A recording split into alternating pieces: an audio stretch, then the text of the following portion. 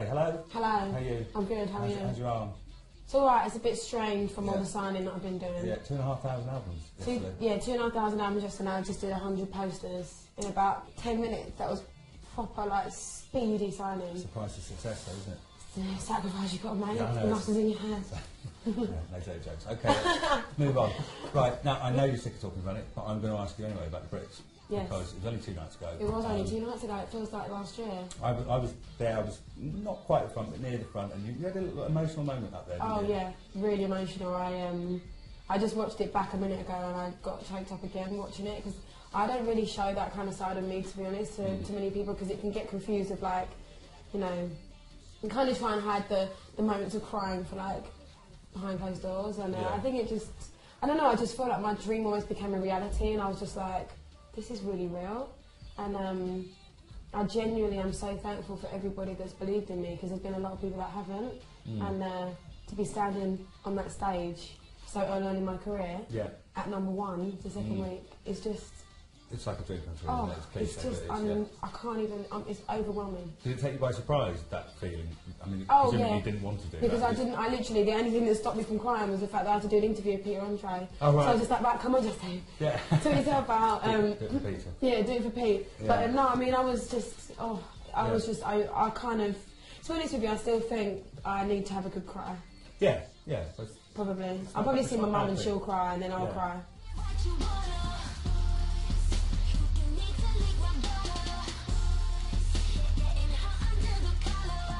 Of course, you had all the Brit School students there as well, and I know you were kind of shouting out to them a little bit, because I mean, you'd obviously been in their position not that long ago. No. What's the school like? I mean, what does it give you? The Brit School for me, I remember auditioning. I was so nervous because I was doing musical theatre. I had to kind of sing, dance, act. You know, there's a lot of kind of more of an audition process. But what I love about it is it's just so kind of the kind of vast amount of different people you get. You know, culture, race, age. You know, kind of level and experience.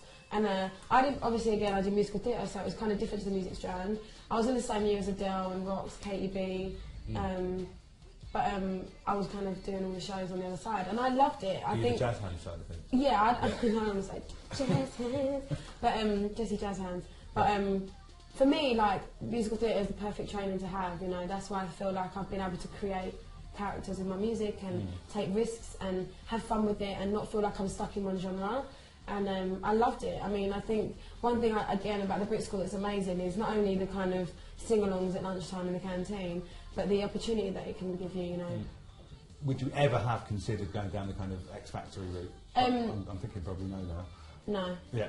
All right. Not because I don't like it. I think sometimes it does become more of a pantomime than a talent competition. Yeah. And I remember I recently spoke to Simon Cowell about it, and I just said to him, like, totally respect the show, but I just feel like it's lost its, you know, credibility. I don't think it should have become so much. It's almost like sometimes it's a bit like a soap opera with music. Yeah. Do you know what I mean? A journey, isn't it? Yeah, exactly. And I think that the one thing that it does, it frustrates me that it kind of damages and destroys the understanding that young people have of how hard it is to make it in the industry. Quite family oriented, aren't you? It comes across in the way you talk about your mum, dad, and that kind of thing. How are they feeling about all of this now? They must be thrilled for you, aren't they? Yeah, they're super proud. You know, my mum and dad have kind of shown me what love is. You know, they're 32 years of marriage, still go on dates, they still make each other laugh. They're the most amazing. They're like two of my best mates, you know. Wow. Yeah. And my mum just comes around and she goes, "You got any like lip gloss that you've been given that you don't want?" And my dad just asks a million questions all the time. He's so sweet. And my sister's just like freaking out. They're just like, this is really weird. Because I think you can kind of go, every Christmas for the last 6 years, we're like, this is your year, this is your year, this is your year. And then last Christmas we were like, yeah. You know, everyone was kind of panicking, and we were like, this is the last Christmas. We feel like it was going to be normal. And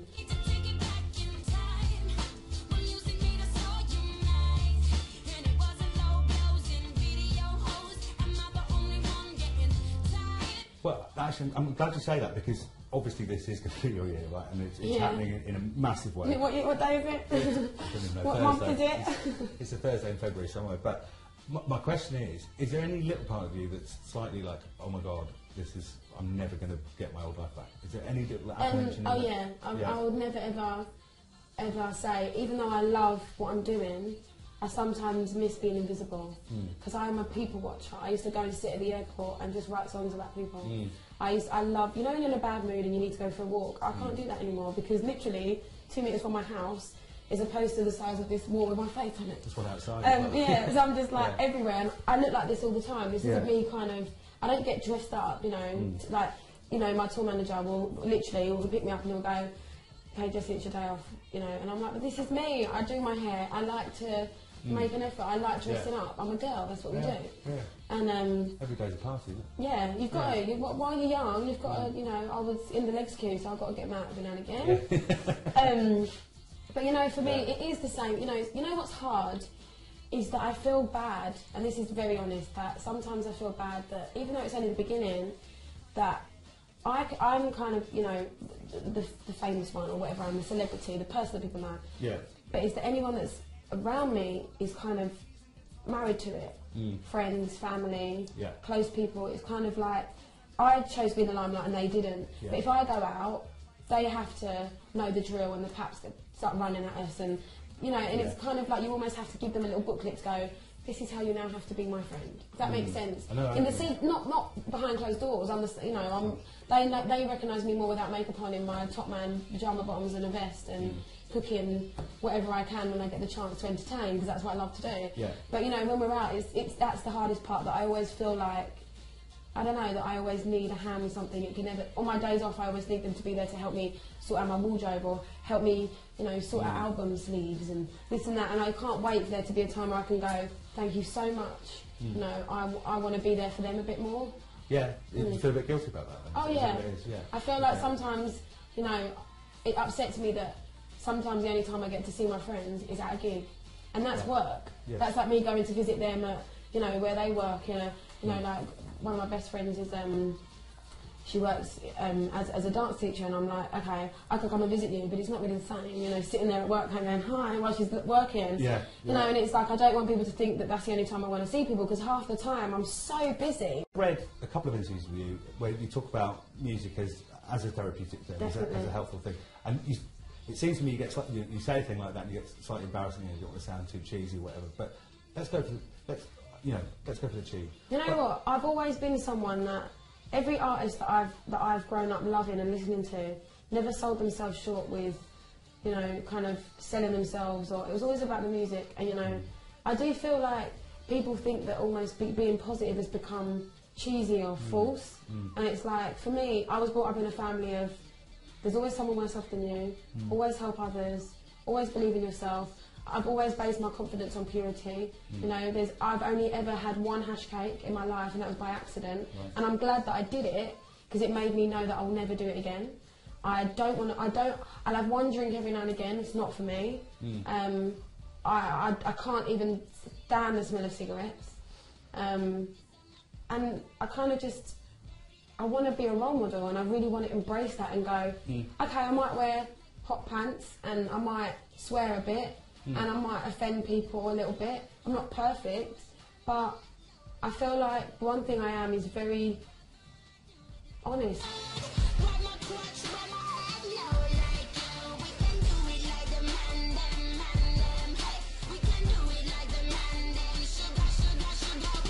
Do you think that in some sense you were actually meant to do this? This was like your sort of destiny to do this? Yeah, I do. Yeah. There's always been, I've always felt like I have a reason to make a difference, and I feel like there's always been something that I have that I feel like I was never good at maths, I was never good at science, you know, I wasn't the academic one, and my sisters were head girl, and I wasn't allowed in the school choir because I was too loud. You know, my first dance school, you know, I got dragged into the wrong crowd and left early, and people always kind of got the wrong, I was always misunderstood. But I always felt like, I think there's a thin line between wanting to make a change and wanting to be famous. And I never wanted to do it. I mean, that's the reason, like at the Brits, I was so bombarded with people wanting to meet me, because I don't go to them things. I was invited last year, but I was like, why am I going? I haven't earned my place. I don't want to be given anything unless I've worked hard for it. Yeah. And I'm going to work my butt off to get my little Brit a friend from the Grammys. That is what I'm next aiming for, because... Well, that's really good, because I talked about America, because you said a couple of things recently about, you know, I want to take on the Beyoncés and the Christina Aguilera. Yeah, why not? Absolutely, why not? I mean, although we've had, some, as I said, some great female artists from this country recently, we haven't had any quite in that mould, you know, that kind of really full-on pop stuff. That's fighting talk, isn't it? Oh yeah, you know what? It's so hard to not come across as cocky. You have to believe in yourself. If you don't believe in yourself, no one else will.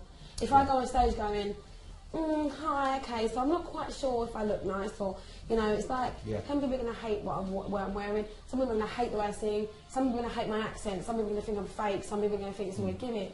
You know, you can't keep everyone happy. But what I will do is go, I want to be a British pop icon.